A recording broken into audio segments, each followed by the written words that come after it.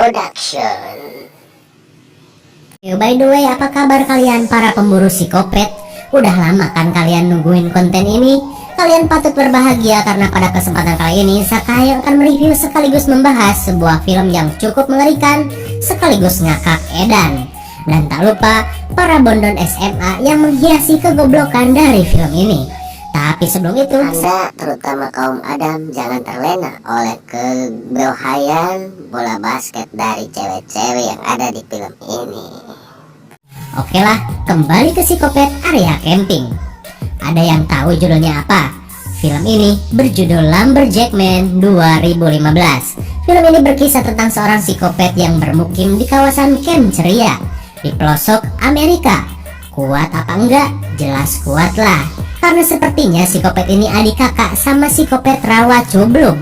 Penasaran seperti apa psikopat ini membasmi para remaja bondon? Baiklah, kita langsung saja ke pembahasan kita.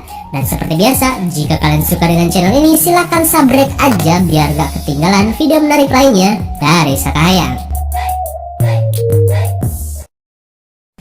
Film ini diawali dengan diperlihatkannya kompor kopret yang menyala.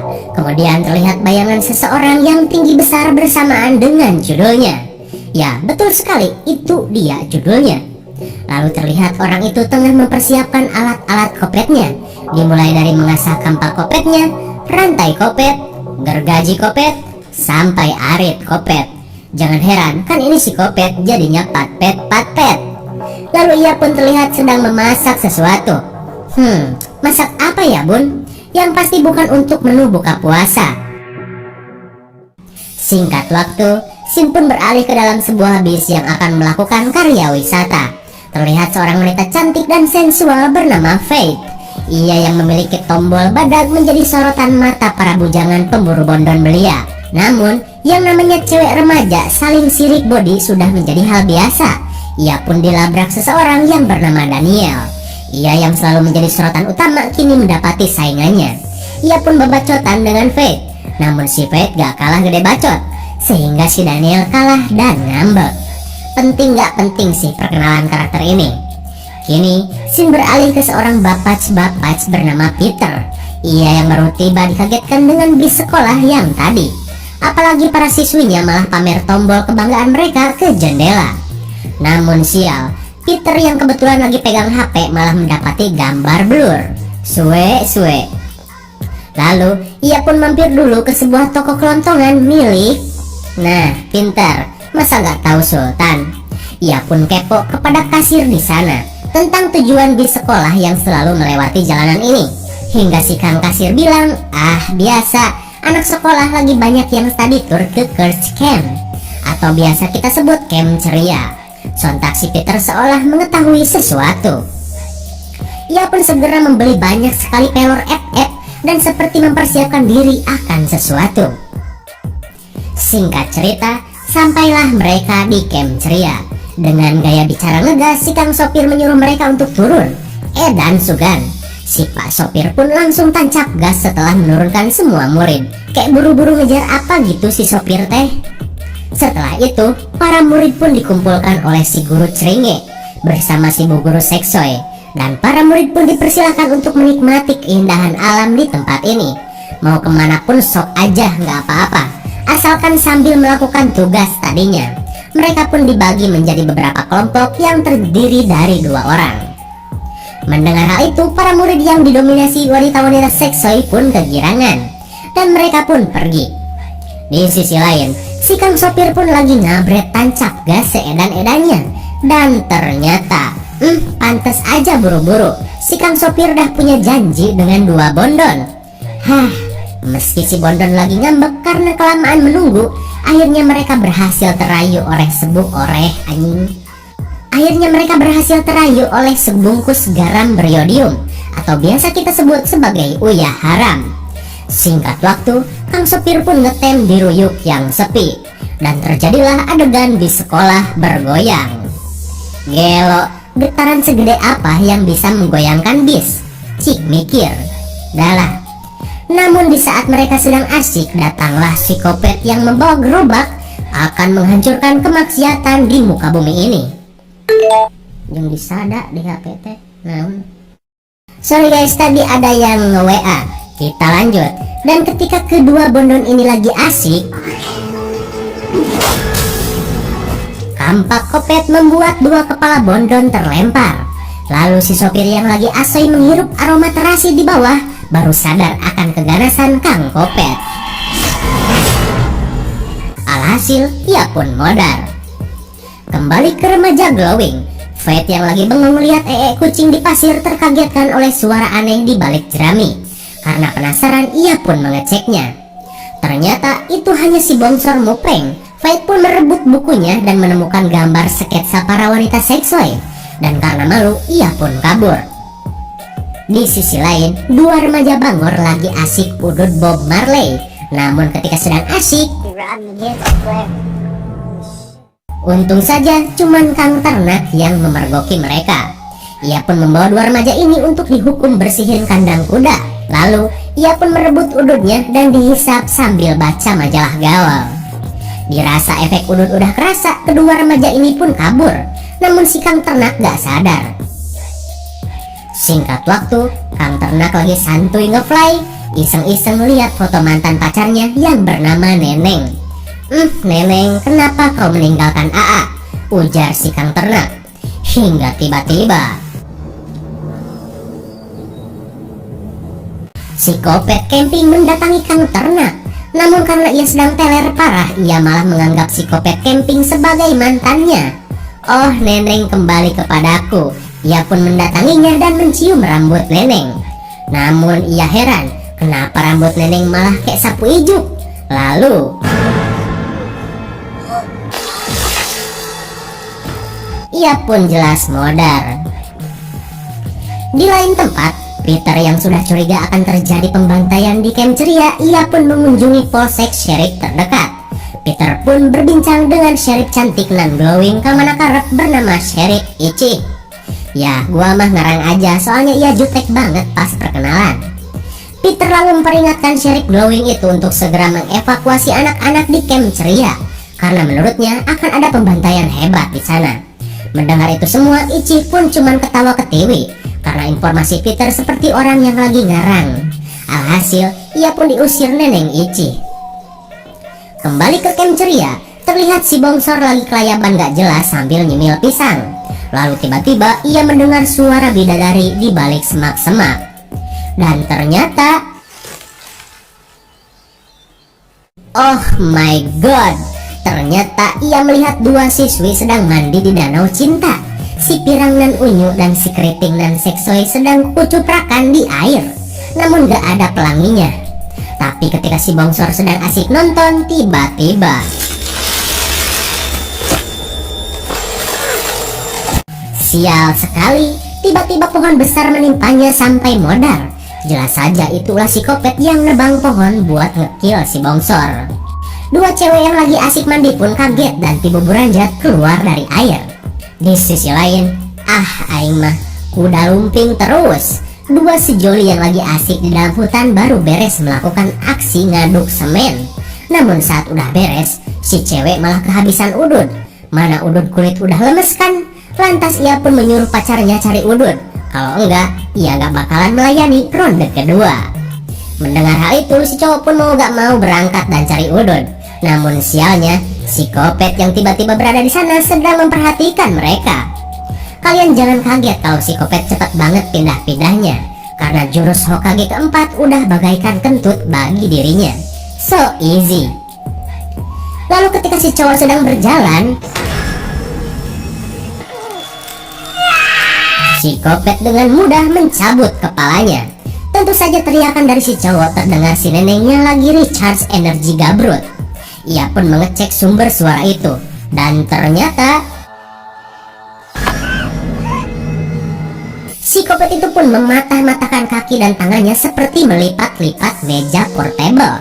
Alhasil, si cewek pun berubah menjadi meja portable. Maya nih jadi meja, ujar si Kopet. Namun ketika ia mencoba menyimpan barang di atasnya, malah jungkat-jungkit gak stabil. Alhasil si Kopet pun berkata, "Anim dasar bahan baku murah." Kemudian Shin beralih ke dalam kantor polsek. Sheriff Ichi yang lagi nelpon tiba-tiba dikagetkan dengan suara aneh dari luar. Ia pun segera bersiaga, takutnya ada gerombolan Bang Emok yang selalu datang nagih iuran. Pistol pun ia keluarkan, namun tak ada siapa-siapa di luar. Akan tetapi, ohnya anjing, si Kopet dah ada aja di polsek. Ia pun melempar Ichi sampai mubui. Ichi pun menembaknya.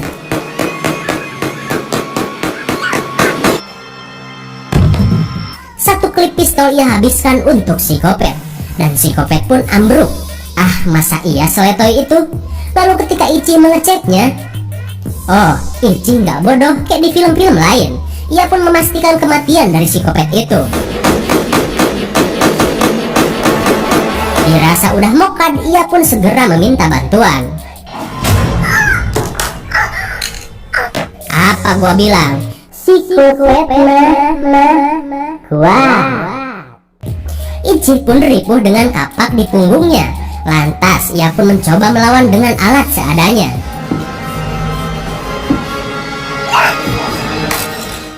Tapi anehnya, si Kopet itu kesakitan dengan satu cairan di dalam gelas. Apakah itu? Si Kopet pun kabur. Kembali ke camp ceria. Kalian masih ingat kan dua bidadari yang mandi di danau tadi? Mereka pun terlihat lagi curcor di dalam aula. Kemudian seorang cowok datang mengajak mereka abok sari tamulawak jawara cap orang sengklek. Melihat itu, si cewek polos yang lagi belajar bangor pun iya-iya aja. Lalu mereka pun berpesta ria.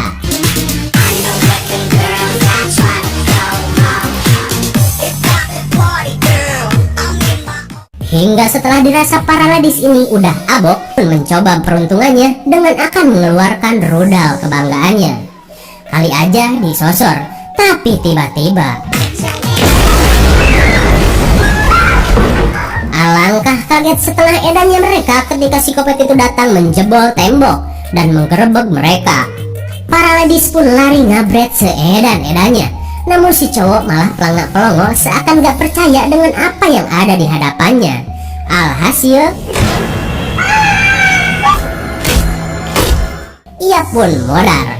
Lalu setelah menghabisi si cowok esangan, si Kopet itu pun mengejar kedua gadis tadi.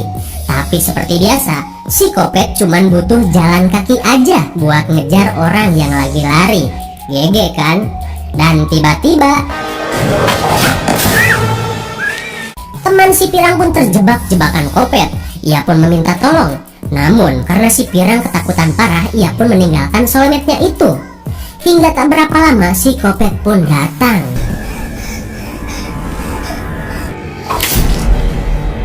Keran air pun menancap di jidatnya sehingga mengeluarkan darah. Kembali kepada si Pirang. Ia yang lari edan pun seperti tak mengetahui arah dan tujuan. Ia hanya berlari gak jelas asruk-asrukan melintasi hutan. Hingga Hiraishi no Jutsu is real. Si Kopet tiba-tiba berada di hadapannya dan menampol-nampol wajah unyu si Pirang sampai hancur. Sayang sekali ya, padahal doi bibit unggul yang perlu dilestarikan. Kembali ke camp, tiba-tiba Peter sudah berada di sana dan memberitahu semua bahwa camp ini gak aman. Jika kalian tetap di sini, kalian bakalan mati sama si Kopet camping pembuat pancake. Peter pun menceritakan asal mula dari si Kopet itu. Di zaman dulu, telah hidup seorang pria yang pandai membuat pancake. Namun kepandaiannya itu malah menjadi malapetaka baginya. Karena datang seorang pemburu jahat yang tergiur akan masakannya. Ia pun menawarkan jika ia bisa mendapatkan resep pancake itu, ia akan memberinya uang yang banyak. Namun orang tersebut tak mau dan tetap memegang resep keluarganya. Hingga akhirnya lelaki itu pun membunuh orang tersebut dan mengambil resepnya secara paksa. Dan parahnya, lelaki itu membunuhnya dengan cara menyelupkan wajahnya ke dalam panci selai pancake sampai mati. Hingga pada akhirnya ia pun kembali bangkit dari kubur dan akan membunuh siapa saja yang berada di tanah kekuasaannya. Itulah sepenggal cerita dari si Kopet camping. Namun ceritanya itu hanya dianggap sampah dan seperti biasa ia pun diusir. Singkat waktu, malam pun tiba. Peter yang pasrah akan kebebalan warga sekolah pun pulang. Namun tiba-tiba Terlihat polisi Sekso Ichi sedang ripuh dan meminta tolong. Jelas Peter menolongnya dan berkata, "Nya, cek aing ge, ada psikopat kan?" Ia pun membawanya pergi. Kembali ke camp ceria, mereka yang sedang makan malam dengan ceria tiba-tiba dikagetkan sesuatu. Bubar, bubar, psikopat merangsak masuk dengan kekuatan hulaknya. Lalu di saat mereka pelangak-pelongok karena psikopat yang Peter bicarakan ternyata benar. Salah satu murid di sana pun modar. Sontak mereka pun panik riuh seedan-edannya.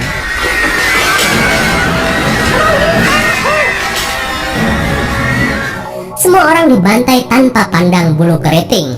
Bahkan si guru Seksoi pun ikut jadi korban. Oh tidak, balon-balonan di tombolnya pun dicabut sampai mati. Hingga satu bencong datang berusaha melawan psikopat menggunakan kekuatan gelainya. Jelas saja si Iye gak ada apa-apanya. Singkat waktu, beberapa orang yang tersisa termasuk si Fate kabur melalui pintu belakang. Namun sialnya terkunci. Hingga satu cowok yang care sama si Fate berusaha menjadi superhero.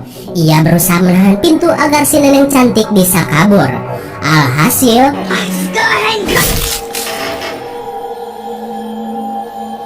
angan-angan cowok itu untuk mendapatkan cinta dan tombol badag si Fate akhirnya sirna di tangan psikopat Edan. Melihat situasi itu, Fate dan si Koki Imsak pun lari ngabret seedan mungkin hingga sampailah mereka di sebuah peternakan. Dirasa nggak ada cara lain, mereka pun bersiap melawannya dengan senjata seadanya. Hingga ternyata itu cuma si Peter saja. Ia pun kemudian menjelaskan bahwa kelemahan psikopat itu adalah menggunakan sirup pancake. Seperti informasi dari Sheriff Ichi. Awalnya Fate dan si Koki nggak percaya, namun apa salahnya mencoba. Fate pun mengambil pemotong besi untuk melawan psikopat badak itu. Singkat waktu, sampailah mereka di kediaman psikopat badak. Fate pun masuk bersama si Koki. Di dalam, mereka melihat ada tungku api yang menyala-nyala dan alat psikopat lainnya. Dan tiba-tiba, edan sekali ya, psikopat itu keluar dari dalam kompor. Aduh, ada-ada aja. Dengan rasa takut, mereka pun berhadapan dengan psikopat badak. Dan karena senjata si Koki cuma kunci pas, ia pun meminta tukeran senjata. Tapi, aduh, alat itu malah sulit menyala. Alhasil, seperti sampah, psikopat itu membuang alat pemotong. Lalu, aduh, apalagi kunci gituan, ia pun membuangnya lagi. Dalam keputusasaan, si Koki pun bilang, coba lawan pakai sirup pancake. Lalu ketika Fate akan melakukannya, jarinya pun buntung. Dan di saat mereka akan dieksekusi, untung saja si Peter Pan datang menggunakan senjata FF tanpa skin. Ia pun menembakinya. Terlihat psikopat itu sudah tak berdaya dan mereka pun segera pergi. Tapi karena psikopat mah kuat, senjata FF pun tak berasa. Percuma di top up juga, habisin duit orang tua doang. Dan karena panik, shotgun FF udah nggak ada pelornya, si Peter pun mencoba adu jotos. Udahlah, Fate pun dilempar sampai ke dalam rumah. Dan tanpa diduga, kebetulan ia menemukan satu gentong sirup pancake. Peter pun menyuruhnya untuk melumuri tubuh dengan sirup itu untuk melawan psikopat badak. Lalu ia pun membuka bajunya dan akan melawannya. Awas, gagal fokus.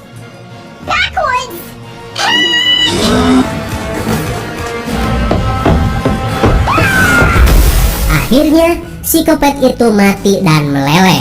Fate pun keluar dan membuat mata kalian gagal fokus. Ngaku loh. Lalu psikopat terlihat seperti akan meledak.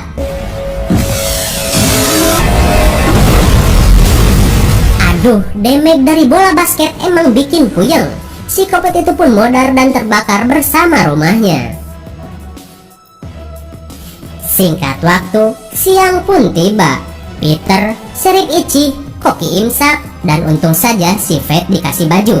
Mereka pun selamat dan nebeng kolbak saudara tiri Mang Ojon. Mereka pun pergi meninggalkan camp ceria berdarah. Dan film Lumberjack pun berakhir. Bagaimana? Seru-seru, kocak, dan menegangkan bukan? Film seru-seruan gini emang cocok buat dibahas. Mayan mengobati perut keroncongan. Psikopat badak mantan pembuat pancake memang sangatlah kuat. Namun kelemahannya amat sangat geli parah. Hanya menggunakan sirup pancake dan ketangkasan Fate dengan bola basketnya, semua bisa teratasi. IMDb untuk film ini adalah 4,2. Namun menurut Sekayang cocok diberi nilai 5,3 karena setiap ABG di film ini mempunyai keunikannya masing-masing dan menjadi sasaran empuk psikopat pancake. Mungkin segini saja review dan pembahasan film Lumberjack Man 2015. Jangan lupa like, share, dan subscribe supaya kalian tidak ketinggalan jika ada video baru dari Sekayang. Thanks for watching and see you on next video. Bye bye.